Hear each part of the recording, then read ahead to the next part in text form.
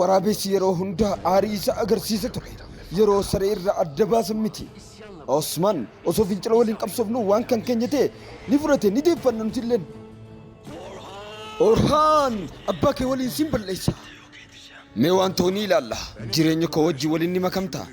abjuun koo abjuu kee yaadata ani iccitii koo ni taata eeyyeen hin ta'a yaa Allah amma akkamitti ni hundeessita amma akkanatti mana kana weeraruuf deemti asirraa deemnu fincila asirraa huqqamsuuf humna yoo hin qabaanne amma naannoo koo hunda waliin as jira rakkadhu malee yeroo dheeraa hin turu ani lafa kana keessatti haqa ni mirkaneessa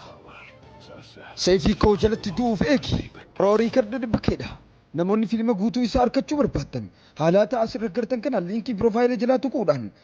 chaanaalota keenya kanas jala jiran keessa fiilma guutuu kan arkachuu barbaaddu yoo ta'e telegiraam irratti tuquudhaan seentanii arkachuu dandeessu viidiyoo kana laayik sheer godhuu hin dagatinaa isiniin jenna